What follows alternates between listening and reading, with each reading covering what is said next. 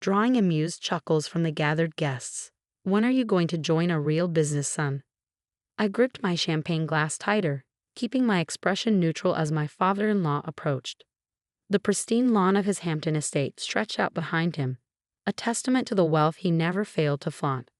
My software company is doing well, actually, I replied, trying to maintain my composure. We've landed several significant contracts this quarter. Richard's laugh was sharp and dismissive. Contracts? With what? Local coffee shops? Small-time stuff. He clapped my shoulder hard enough to make me stumble. Look around, Alex. This is what real success looks like. My name is Alexander Foster, though the society pages prefer Sarah Sterling's husband or Richard Sterling's son-in-law. At 32, I built quantum solutions from the ground up, turning my coding expertise into a growing enterprise. But to Richard, I would always be the scholarship kid who somehow convinced his daughter to marry down. Dad, please, Sarah interjected, appearing at my side with the perfect timing she developed over our 5 years of marriage. It's your birthday party. Let's not talk business. Richard waved his hand dismissively. I'm trying to help him, princess. Someone needs to show him how the real world works. He turned back to me, eyes sharp despite the champagne he'd been drinking. The offer to join Sterling Enterprises still stands. We could use someone in it. It, like what I did, was the same as fixing printer problems. I opened my mouth to respond, but Sarah's gentle squeeze of my arm stopped me. We'd had this conversation before. Richard Sterling didn't listen to explanations or facts. He only respected one thing: power. Thank you, but I'm happy where I am, I said instead, raising my glass in a mock toast. Your loss, Richard shrugged, already turning away to greet another guest. Just don't come crying to me when your little startup fails.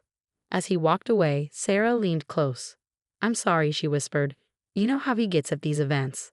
I did know. Every family gathering was an opportunity for Richard to remind me of my place in his world, somewhere far below him. The fact that Sarah had chosen to marry a computer nerd instead of the hedge fund manager he picked out for her still rankled him 4 years later. It's fine, I assured her, though we both knew it wasn't. Go mingle. Your mother's been trying to catch your eye for the last 5 minutes. Sarah hesitated, torn between supporting me and fulfilling her social obligations. Are you sure? Go, I smiled. I need to check some emails anyway. She kissed my cheek and moved away, instantly transforming into the perfect socialite daughter her parents had raised. I watched her go, marveling at how easily she navigated both worlds, my small but growing tech company and her father's billion-dollar empire. Finding a quiet corner of the terrace, I pulled out my phone. There were several messages from Marcus, my lead developer, all marked urgent. Boss, you need to see this. Google just responded to our proposal. My heart skipped a beat. We'd been in talks with Google's cloud division for months, a potential contract that would change everything.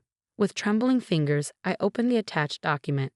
As I read, the sounds of Richard's lavish party faded away. The contract terms were beyond what we'd hoped for. Google wasn't just interested in our security protocol. They wanted to integrate it across their entire cloud platform. Call me ASAP, I texted Marcus. Seconds later, my phone buzzed. This is real, right? I asked as soon as he picked up. You've verified everything. Triple-checked, Marcus confirmed. Their legal team sent over the preliminary contracts an hour ago. They want to fast-track the integration. Alex, this is big, like really big. I leaned against the terrace railing, letting the cool evening air wash over me. What's the timeline? They want to announce next week. Full press release, joint statement, the works. You'll need to fly out to Mountain View to sign the final papers. Next week? I ran a hand through my hair. That's fast. That's Google, Marcus laughed. When they want something, they move quick. Oh, and there's more. Apple's team reached out right after. Apparently, word got out about the Google deal. They want to discuss potential collaboration. I closed my eyes, thinking of Richard's condescending smile. Small-time stuff, he called it. Send me everything, I said. And Marcus, great work. Thanks, boss. Want me to start on the Apple proposal? Not yet. Let's keep that quiet for now. I have a feeling the next few days are going to be interesting. Ending the call, I looked back at the party. Richard was holding court near the pool, gesturing grandly as he told one of his famous business war stories. The same ones he'd been using for years to remind everyone of his genius. Sarah caught my eye from across the terrace, raising an eyebrow in question. I gave her a small nod, our private signal that everything was okay. More than okay, in fact. Alex, Richard's voice cut through my thoughts. Stop hiding with your phone and join us. Howard here was just asking about your, what do you call it? App business. Taking a deep breath, I walked over to the group. Howard Turner, another tech-illiterate billionaire, peered at me through expensive glasses. Richard tells me you do something with computers, he said, clearly making an effort to sound interested. Cybersecurity, I corrected politely. We develop advanced protection protocols for cloud-based systems. Ah, Howard nodded, already losing interest. Very modern. Richard laughed. Alex here thinks he's going to revolutionize the industry. Keeps talking about neural networks and artificial intelligence. He turned to me, eyes glinting. How many employees do you have now? 10, 15, 28, I said. We're actually planning to expand soon. 28, Richard announced to the group. Meanwhile, Sterling Enterprises just opened our Tokyo office. What are we at now, Thompson? He looked at his CFO. Over 10,000 employees worldwide, sir, Thompson supplied dutifully. That's real business, Richard declared, raising his glass. Scale, gentlemen. That's what separates the players from the pretenders. The sycophants around him nodded in agreement. I noticed Sarah watching from nearby, her face tight with suppressed anger. She hated when her father did this, but we both knew confronting him would only make things worse. Actually, I said, surprising myself with my calm tone, we're quite happy with our current size. It allows us to stay innovative, adapt quickly to market changes. Richard's smile turned patronizing. Of course. Nothing wrong with staying small. Someone has to handle the little jobs. He turned to the group. Did I ever tell you about the time I acquired Pacific Steel? Now that was a deal. I tuned out his story. I'd heard it at least a dozen times before, and checked my phone again. Marcus had sent over the preliminary contracts. The numbers made me blink. Google wasn't just buying our security protocol. They were valuing it at nearly $1 billion. A hand touched my arm, and I looked up to find Sarah beside me. Everything okay? She asked quietly. You've been glued to your phone all evening. I glanced at Richard, still holding forth about his brilliant business acumen, then back at my wife. Remember how you said I should wait for the perfect moment to prove him wrong? She nodded, curiosity sparking in her eyes. I think that moment's coming. Soon. Before she could ask more questions, Richard's voice rose again. Alex, put that damn phone away. It's my birthday, for God's sake. Show some respect. I slipped the phone into my pocket, remembering Sarah's constant advice. Patience. The right moment would come. The next few days passed in a blur of preparations. While Richard's birthday celebration dominated the social pages, Tech Titan's magnificent milestone, my team and I worked around the clock finalizing details with Google's legal team. Sarah knew something was happening but didn't press for details. She understood the importance of timing, especially when it came to her father. Just promise me you'll record his reaction, she said one evening as we got ready for bed. Whatever it is you're planning. I kissed her forehead. You'll have a front row seat. The following Wednesday, Richard summoned us to a family dinner at his penthouse.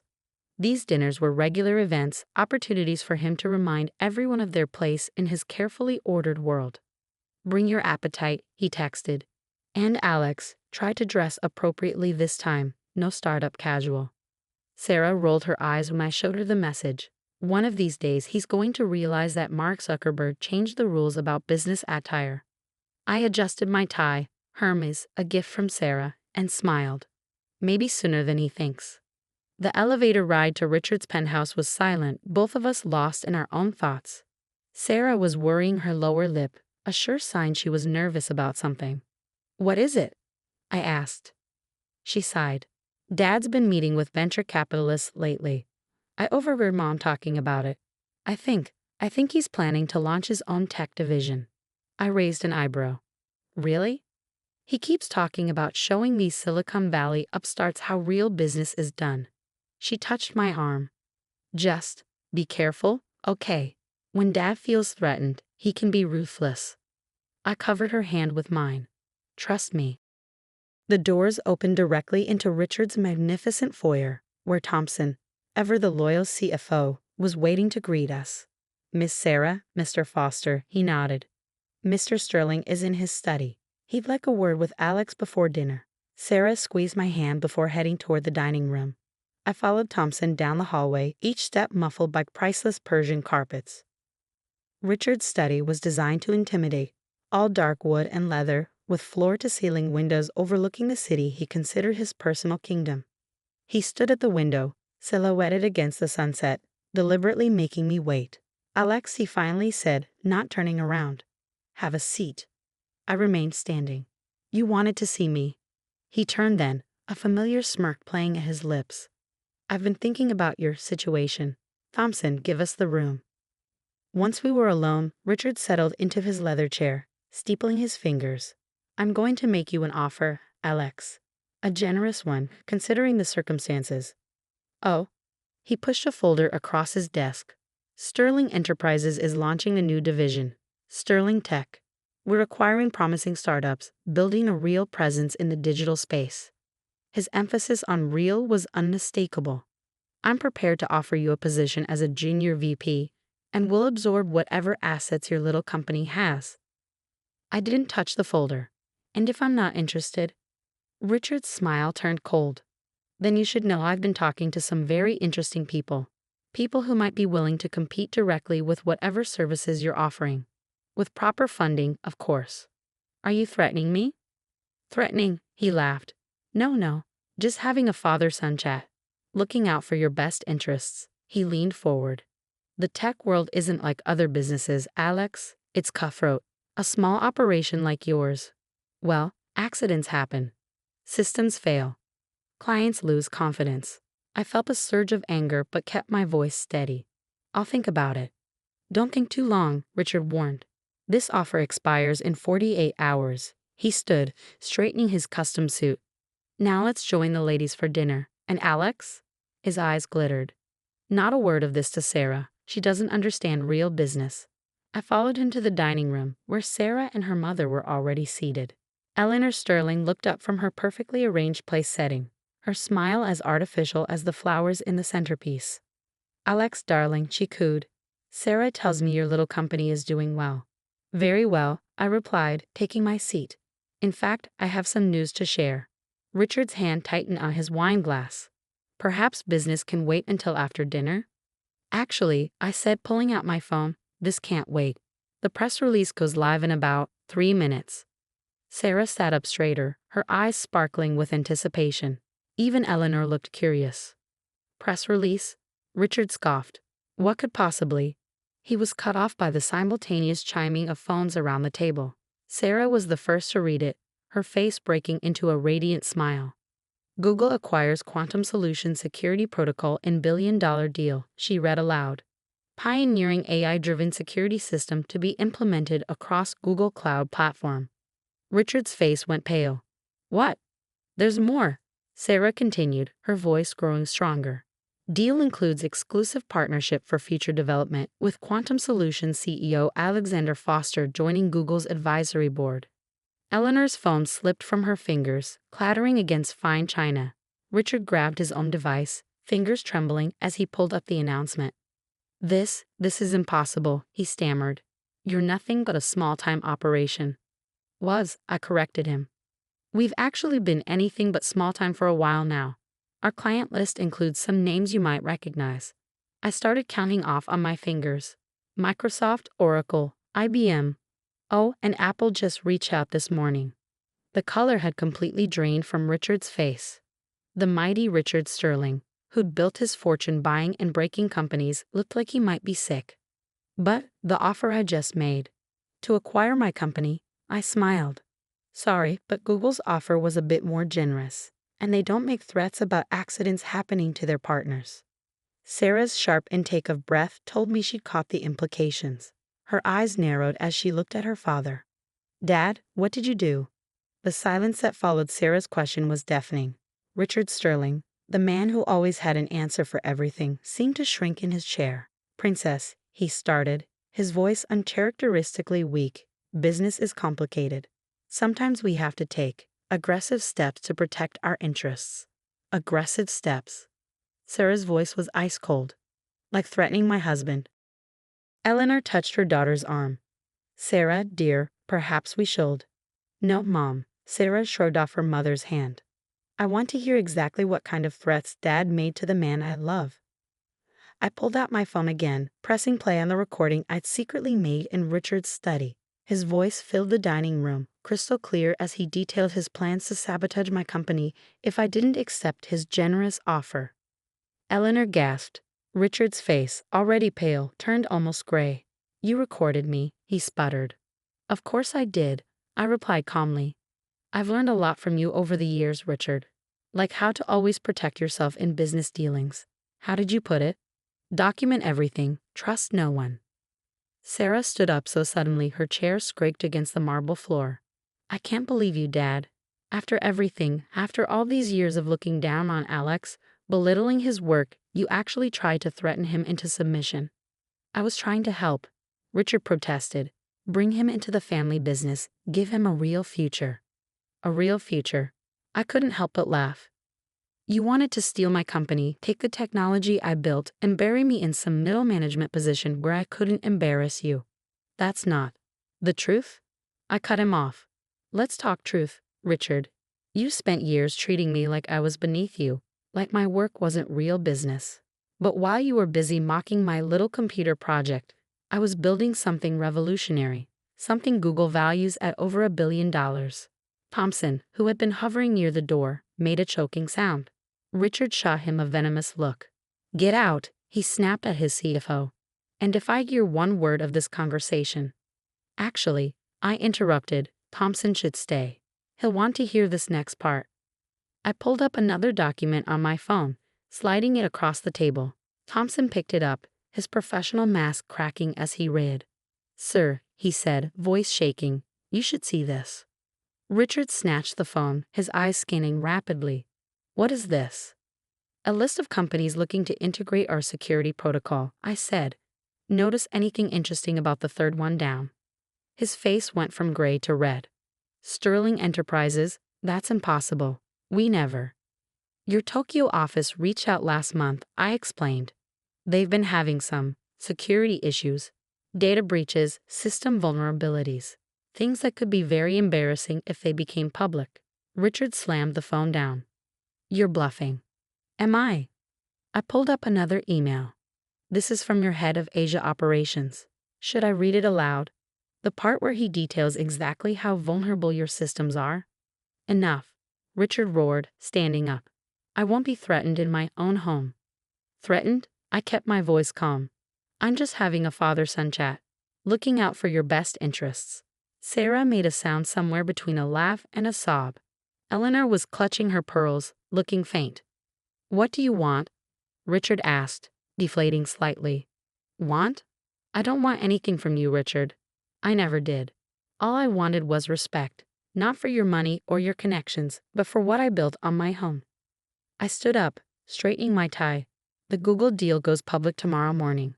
I'm sure the press will be very interested in what the great Richard Sterling thinks about his son-in-law's success. Especially given how vocal you've been about my, what did you call it? Amateur operation. You wouldn't dare embarrass the family like that. Eleanor finally found her voice. No, Sarah said firmly, moving to stand beside me. Dad embarrassed the family when he tried to destroy Alex's company, when he chose his ego over his daughter's happiness. Richard sank back into his chair, looking suddenly old. Sarah, princess.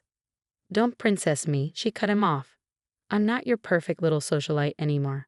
I'm a grown woman who's watched her husband build something amazing while her father did everything he could to tear him down.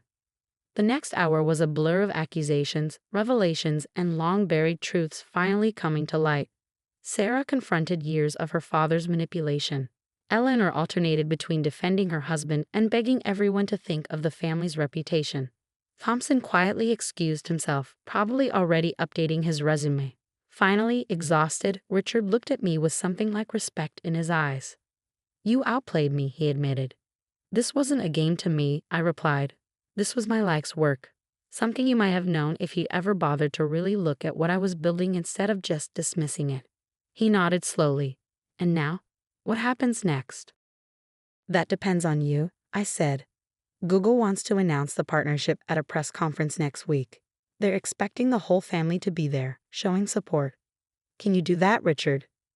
Can you stand up in front of the cameras and admit that your son-in-law built something worthwhile? He flinched at my tone but held my gaze. Yes, he said finally. I can do that. Sarah squeezed my hand. And after, I said, we all learn to be a real family, one built on respect, not power plays and manipulation. The next week was a whirlwind of preparations. The press conference was scheduled for Thursday morning at Google's New York office. Marketing teams from both companies worked around the clock to coordinate the announcement. And through it all, Richard Sterling was uncharacteristically quiet. The morning of the press conference, I found him waiting in the hotel lobby, impeccably dressed as always but somehow diminished. Alex, he said as I approached. Do you have a moment? I checked my watch. We need to leave in 20 minutes. He nodded, gesturing to a quiet corner. I've been doing some thinking this past week. About business, about family, about what really matters. And I was wrong. The words seemed to physically pain him. Not just about your company, but about you. I was so focused on what I thought success should look like that I couldn't see it taking a different form. I studied him carefully, looking for signs of manipulation. Why are you telling me this now? He sighed, running a hand through his silver hair. Because in an hour, I have to stand up in front of the world and acknowledge that my son-in-law is a brilliant businessman. And I wanted you to know that I mean every word I'm going to say. Before I could respond, Sarah appeared, stunning in a navy blue suit. Ready? Richard straightened his tie. Ready. The press conference went better than anyone could have expected. Richard played his part perfectly, praising my innovation and vision. When a reporter asked about his previous dismissal of tech startups, he even managed a self-deprecating laugh. I've learned that success doesn't always wear a three-piece suit, he said, drawing chuckles from the crowd. Sometimes it comes in the form of brilliant young minds who see possibilities that old titans like me might miss. The photos from that day would become family legends. Richard Sterling standing proudly beside me as Google's executives detailed the historic partnership, Sarah beaming at both of us, even Eleanor managing to look genuinely pleased. But the real change came in the months that followed. Richard's attitude toward me shifted from condescension to genuine interest. He started asking questions about the technology, actually listening to the answers. When Apple's offer came through 2 months later, he was the first person I called for advice. What do you think? I asked after laying out the terms. He was quiet for a moment, considering. The technology integration timeline seems aggressive, he said finally. I'd push for more development support on their end. That's exactly what I was thinking. He chuckled. Of course you were. You've got good instincts, Alex, better than mine in some ways. 1 year after the Google announcement, Sarah and I hosted a dinner party at our new home. A penthouse not quite as grand as Richard's, but with a better view. The guest list included key members of both our teams, celebrating the successful launch of our latest security protocol. Richard arrived early, carrying a carefully wrapped package. What's this? I asked as he handed it to me. Open it, he said, looking almost nervous. Inside was a framed article from the Wall Street Journal. Tech visionary Alexander Foster revolutionizes cloud security. But it wasn't the headline that caught my eye. It was the handwritten note beneath it. To my son, not in-law, just son, who taught me that real business isn't about size or scale or power. It's about vision, innovation, and the courage to build something new. I'm proud to be part of your family. Richard. Sarah, reading over my shoulder, wiped away a tear. Richard cleared his throat gruffly. Yes, well, he said, clearly uncomfortable with the emotion of the moment. Just wanted you to have that. Now, where's the champagne? We have success to celebrate. As I watched him move through the party, chatting easily with my team members, I thought about how much had changed. The mighty Richard Sterling had learned humility. The tech titan had learned to respect innovation. And most importantly, a father had learned to love and accept his son. Happy? Sarah asked, slipping her arm through mine. I looked around at our gathered family, both blood and chosen, and smiled. Very. You know, she said thoughtfully, I never did get to see Dad's face when he dropped that champagne glass at his birthday party. No, I agreed, but I think what we got instead was better. Later that night, after the guests had gone and Sarah had gone to bed, I found Richard standing on our terrace, looking out at the city lights. "Quite a view," he said as I joined him. "Better than yours." He laughed. "Different. Like everything else these days." He turned to face me. "You know, when Sarah first brought you home, I thought she was making a mistake. A scholarship kid with big dreams and no connections. I couldn't see how that would fit into the world I built. And now? Now I realize she wasn't trying to fit into my world. She was helping build a new one. A better one." He raised his glass. "To new worlds." I clinked my glass against his. "To family." "To family," he agreed. "And Alex, thank you for not destroying me when you had the chance. I know I deserved it." "That's not what family does," I said simply. He nodded, understanding in his eyes. We stood there in comfortable silence, two men who had moved past being enemies or even in-laws to become something we both needed more. Father and son. The city stretched out below us, a glittering tapestry of lights and possibilities. Somewhere out there, other dreamers were building their own empires, fighting their own battles.